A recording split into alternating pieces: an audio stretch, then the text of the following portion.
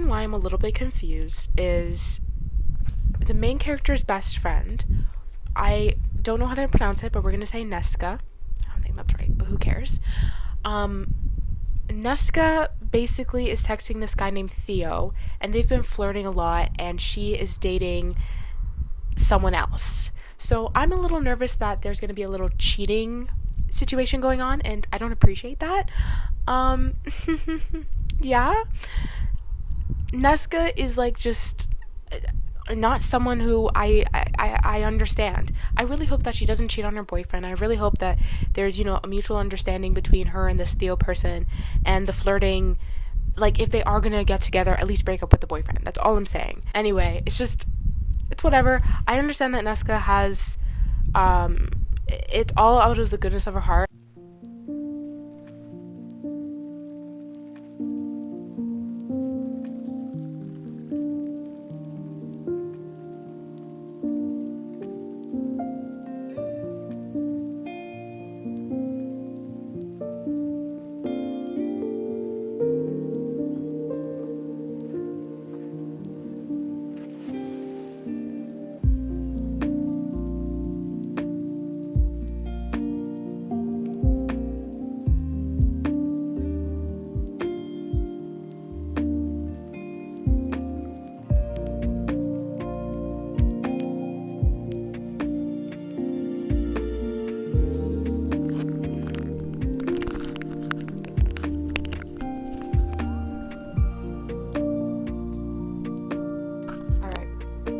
Hi, again.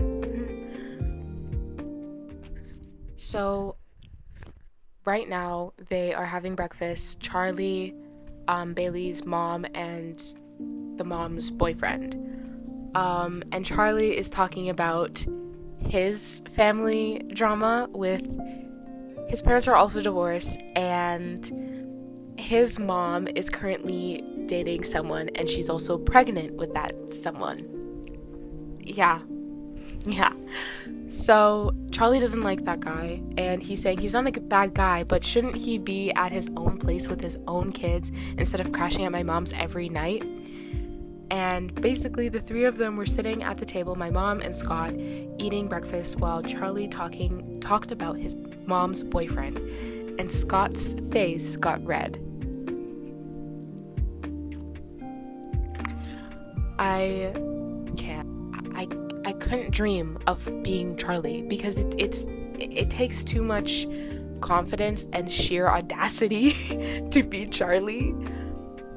Anyway, this book is so good. Honestly, I don't think, if I'm being completely honest, I don't know if I'm really gonna give it 5 stars. Honestly, you guys probably don't know this about me, but I'm a very big stickler with rating books. I feel like this book is gonna maybe be like 4 stars. It's really good, but I don't want to jinx anything. But you will definitely know at the end of this video what my thoughts are on this book. Scott is proposing to her mom. I immediately knew he was gonna start proposing. My life hasn't been the same since I met you. Everything is brighter, louder, happier. My daughter taught me what joy is, but you, Emily, you've amplified that joy 1,000 times over. Listen, I have no beef with Scott, but if I'm being completely honest, I'm a little bit on Bailey's side. I kind of feel for her. I don't know. I genuinely feel for her because she already is losing connection with her dad. They haven't talked in months, and her dad used to have like a good connection until he ended up dating this girl, and now he spends all this time with his new girlfriend and doesn't talk to Bailey anymore.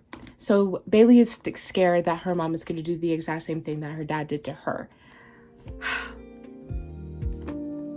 Oh.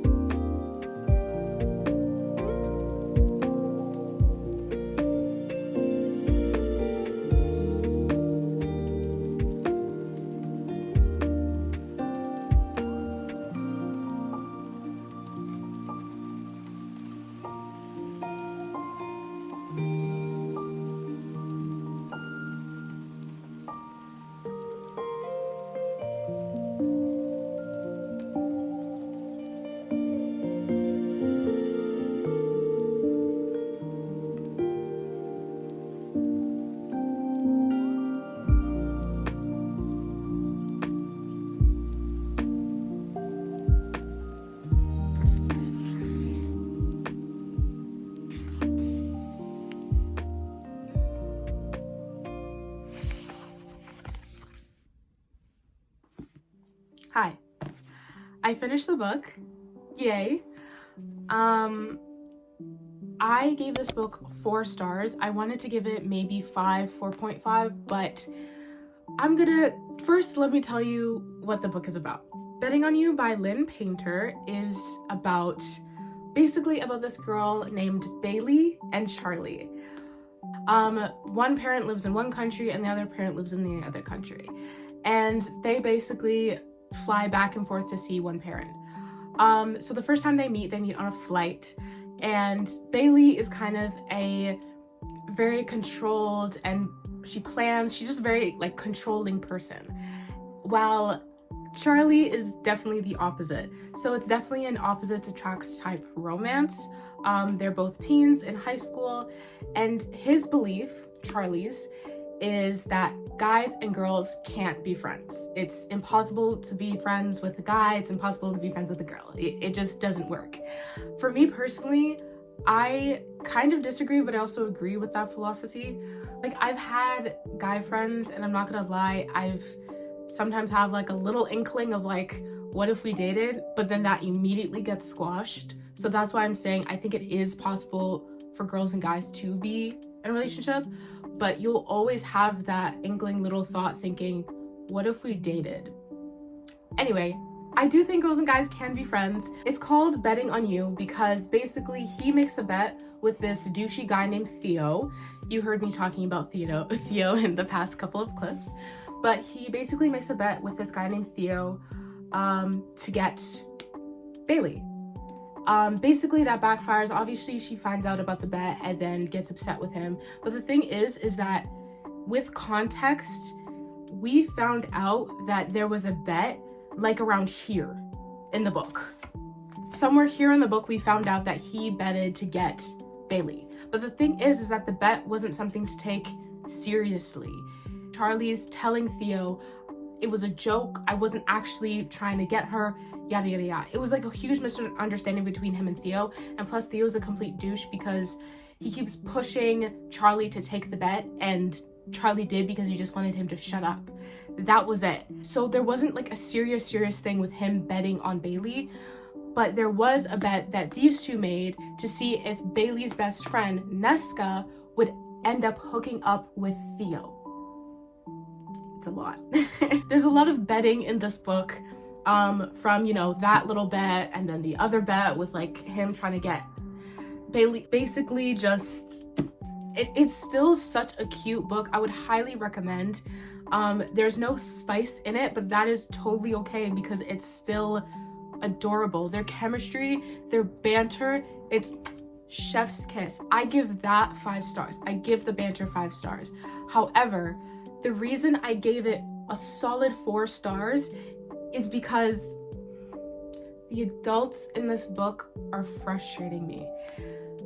Her mom, her name's Emily. Okay, so her mom, Emily, is dating this guy named Scott.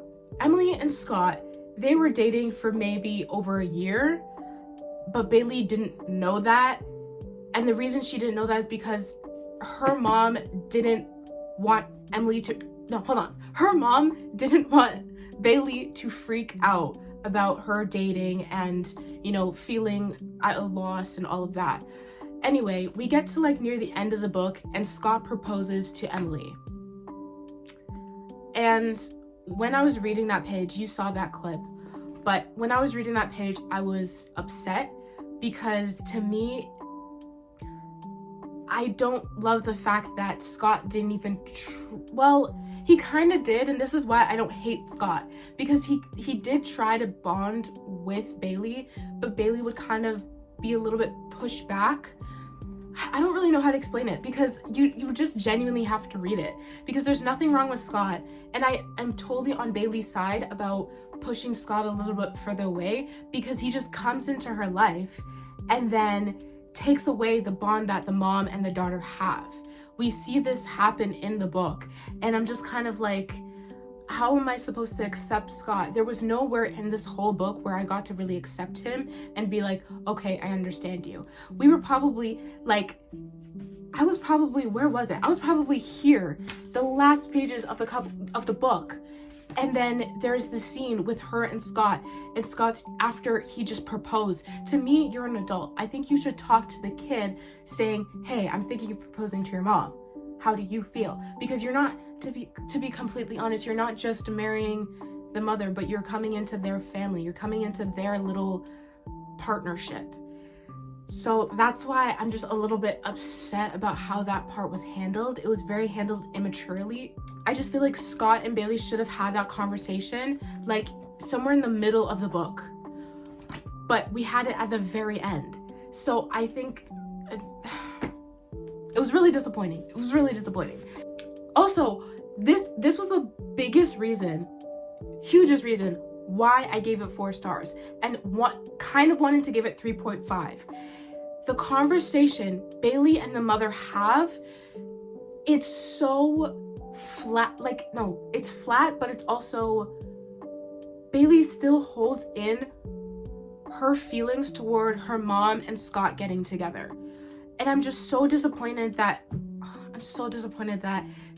the author didn't write that in, Bailey's true thoughts on why she didn't like Scott or care for him coming into their lives.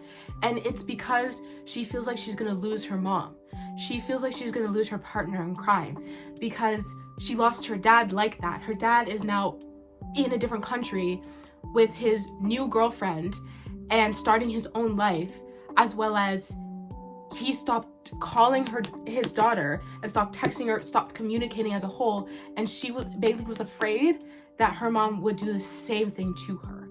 And I wish Bailey confronted that and said that to her mom, because there was, again, that scene happened like all the way here. It happened here. And